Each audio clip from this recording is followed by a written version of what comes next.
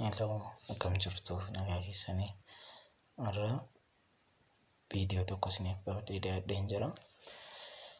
Viidiyoon kun akkamitti akka birriin keenya karaa teelegiraamii qusannuudha. Namoonni chaanaalii kanaaf haaraa taatan subscribe godhaa. Keessan bakka comment jalatti naaf barreessaa. Warri viidiyoo kana jaallattan immoo like gochuu hin dagatinaa. Amma kallattiiwwan akkamitti akka birriin keenya teelegiraamii irraa nuuf qusatamu walii wajjin ilaalla jechuudha. Gaaffii yoo qabaattan viidiyoo maalii akkan isin hojjedhu akka barbaaddan bakka comment jalatti naaf barreessitanii jennaan amman beeku viidiyoo bareedaa isin hojjechuuf qophaa'aadhanii. Amma kallattiiwwan gara viidiyoo keenyaatti deemna jechuudha. Appilikeeshinii teelegiraamii isuma noormaaliidha kan hin fayyadame.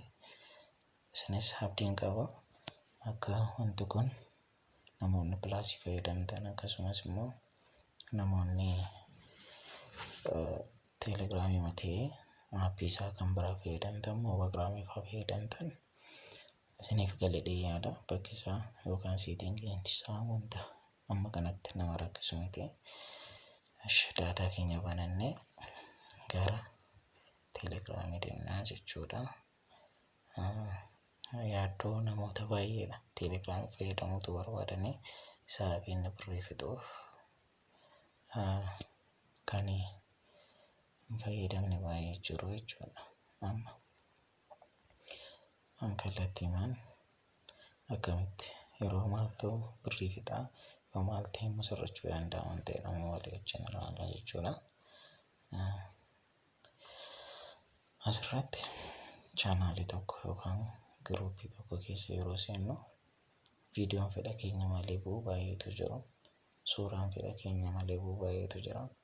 Akkasumas dookumentariin adda addaa fedha keenya malee bu'an baay'eetu jira. Isaan kana fakkeenyaaf chaanaalii kana gaafa bannee ilaallu suuraawwan adda addaa ofii isaaniitiif banu akkuma isin argaa jirtan jechuudha. Fedha koo malee jechuudha teelegiraamii irratti. Kana jechuun birriin koo tun hin barbaade na jalaa dhumaa jira jechuudha. Sababni inni guddaa kanadha kan birrii teelegiraamiin fixuuf jechuudha. Amma akkamitti wanti kun dhaabbachuu danda'a waan ta'eef itti deebina.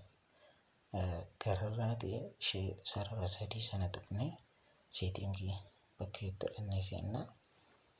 Seetingii keessa seenneetu wanta kana argina yookaan wanta kana sirreessuu dandeenya jechuudha.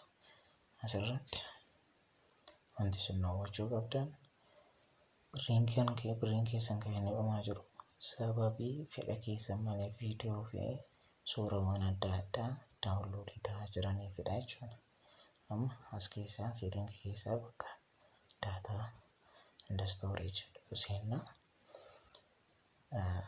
Isa booddee gadi buutiin inni using mobile data jedhu gaafa bannu achi keessa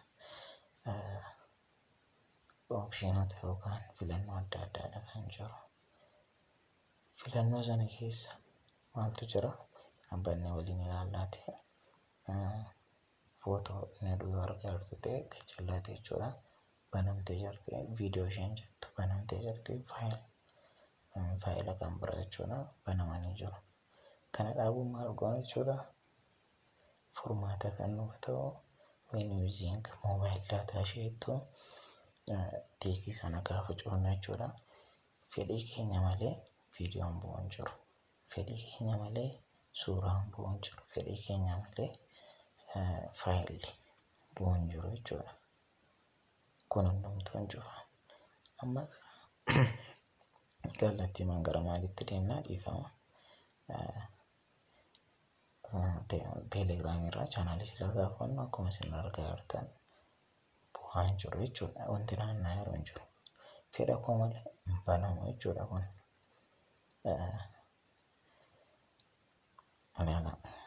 Gaafa dhannee daataa sana when using mobile data sana yeroo bannu bu'uu danda'a. Amma cufaadha.